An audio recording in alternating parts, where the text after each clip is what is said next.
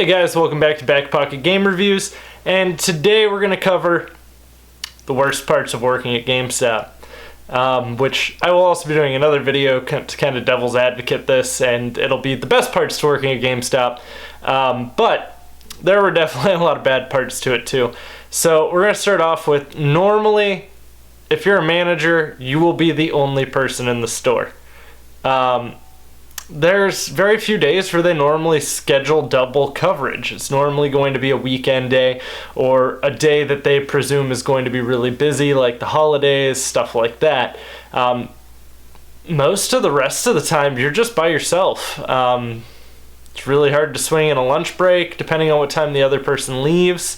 So a lot of times, I just wind up eating behind the counter or something along those lines. But yeah, so, being the only one in the store and having to watch everything at all times while trying to get all the tasks that you have done for the day can be a little tiring. So that's bad part number one there. Number two is you're going to get asked about a lot of games that you will never play.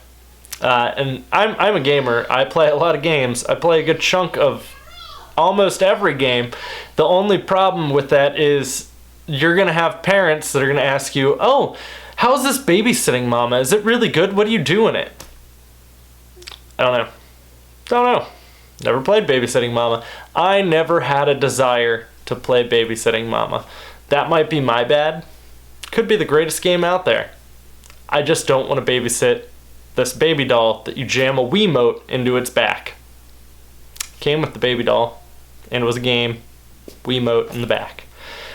So yeah, you're gonna get a lot of that. Thirdly, you will get asked about games that you know a lot about, and they're gonna ask you if it's appropriate for their 8-year-old or 9-year-old or however young this child may be. So, oh, hey, is Grand Theft Auto 5 acceptable for my child? No, there's literally an anal sex scene in the game. Yep.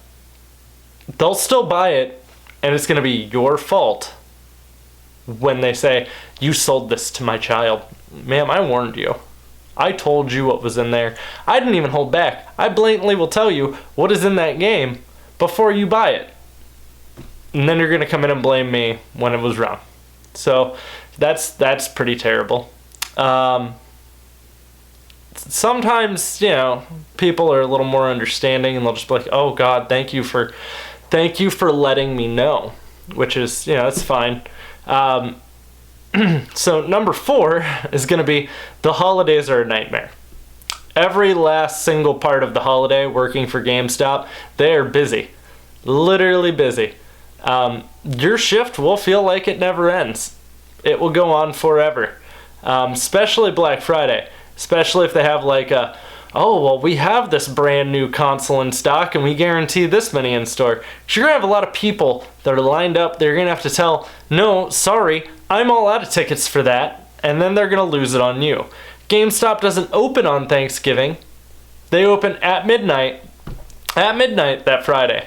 So a lot of people will go out and do all their shopping and then line up at GameStop because they're one of the few places that isn't open on Thanksgiving.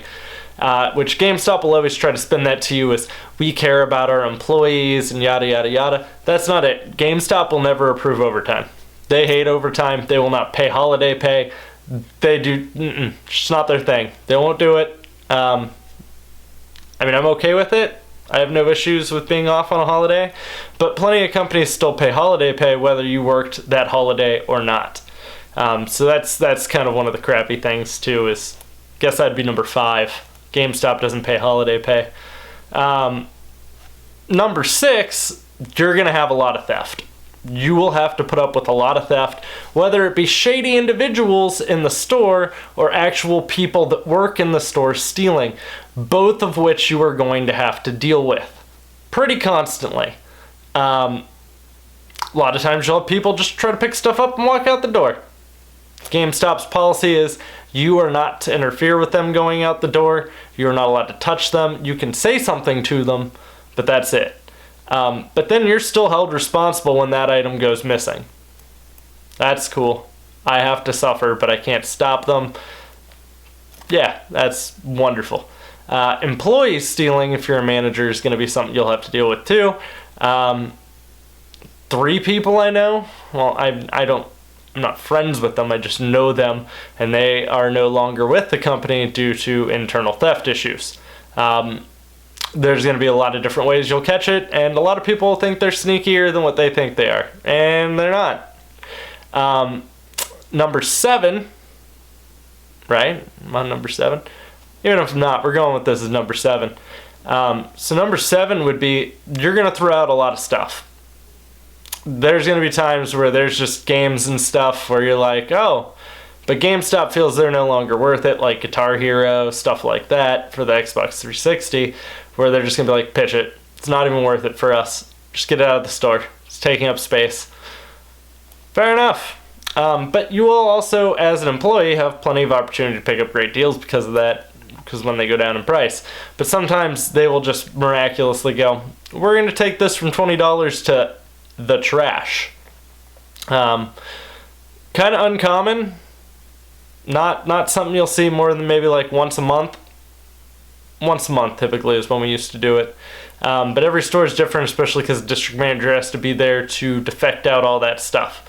And number 8, and this will be lastly, everyone above you, so outside of the store level, doesn't play games. Your district manager probably hasn't played a game.